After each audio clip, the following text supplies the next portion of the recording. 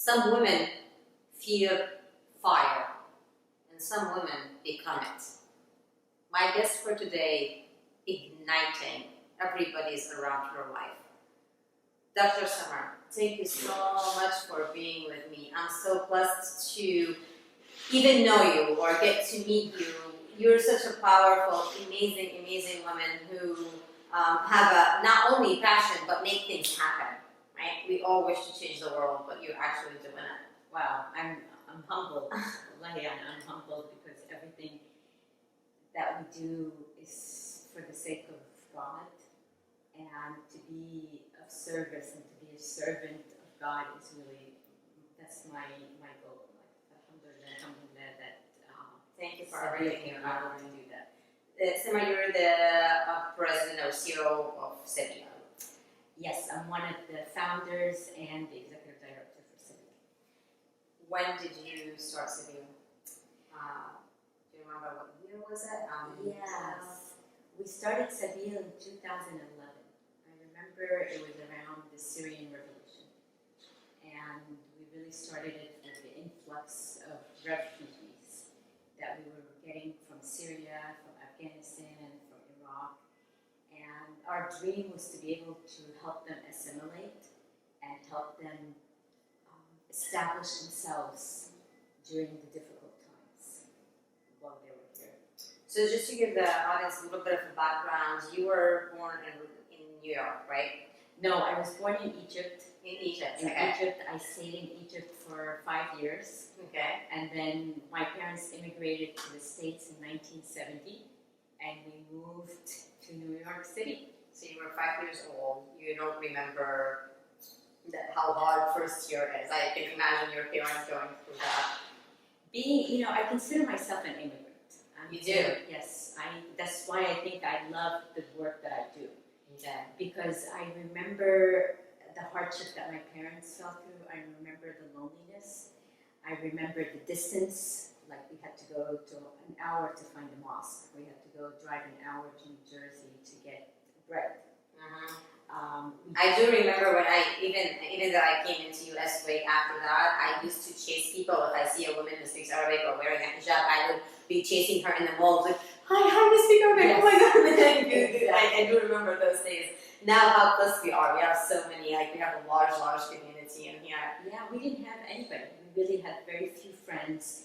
We didn't have the community, we didn't have the culture, we didn't have the traditions that we have here. We only celebrated by ourselves. Mm-hmm. So to me, to have this I know how easy celebrating Eid is now. Yeah. We used to be like a normal day and nobody is here. Now we go for Eid and there's just thousands of people and it's so festival. It's so beautiful. I think the home and the environment really fosters who we are. Mm-hmm. And I think having the parents that I did that fostered, you need to take off during the holiday. You need to speak Arabic at home. Mm-hmm. You need to give sadaqah. I think that what made us who we are today.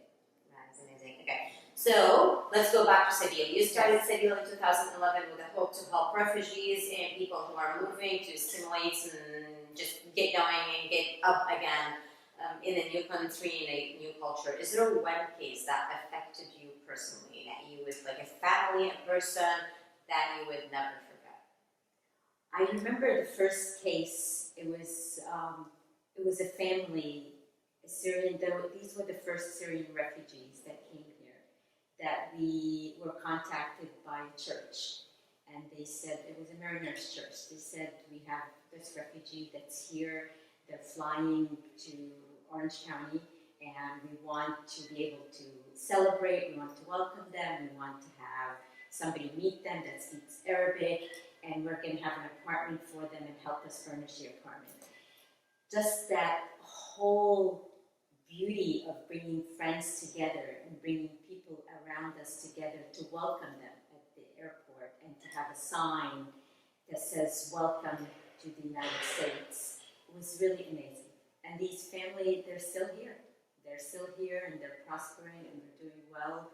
And it's been an honor to service them. That is amazing, yeah. And I think I remember another Iraqi family, a beautiful family, beautiful family. The husband is a doctor, and the wife is a doctor as well. And we helped them establish. And I remember the first year he called me up, and I didn't even see him yet. But just through his plight and through his story, I said, fine, we'll help you with rent. And he was like, are you sure you're going to help me with rent? Are you sure you're going to support me? And I was like, yes, because, you know, I understand your struggles. And then we met each other, and since then, you know, they were just beautiful people to see them advancing in their career in 5 years. So it's really, it's wonderful to be able to see people seeing progress and seeing them success in life again. Yeah. There is always two sides to the stories. In order to help people, we have to fundraise. And funding raise takes courage, it takes determination, it takes a hell of a lot of work. So, how did you get? I know you have a doctorate degree in pharmacy. It would have been much of an easier choice to say, I'm going to work in a pharmacy, and that's it. And if you're really passionate about helping people, you can just say, okay, I will donate what I can to help, you know, a couple families, 3 families, and that's it. To take the decision, the twist to say, okay, I'm gonna make my full-time job is helping people and keep my doctorate degree as a part-time job. That is a huge decision. Have you been talking to my husband? Oh you my must have been talking to my husband. How did you do it? I think it comes back from your purpose in life and your drive in life, and that what really makes you happy. And what I found out that my part-time job was volunteering. And I realized the happiness that brought me. And pharmacy is great. I love managing people. I love working with people. I love interacting. However, everything was about relationships. And I realized that being a pharmacist did not foster that relationship. And what really fostered my relationship was the nonprofit organization world that helped me. And when I told my husband that I was cutting back my hours and not being a manager and stepping down, he's like, no, just donate the money. Exactly what you said, donate the money. It's like, no, that's not what makes me happy. So my message is really to follow, like you said, what takes courage is to follow your heart and do what you want to be able to be happy and successful in it. Yeah, that's amazing. So from fundraising Yes. to managing to everything you do in Sabil, which is a lot more than what we see, right? Like there's a lot into it than what we see.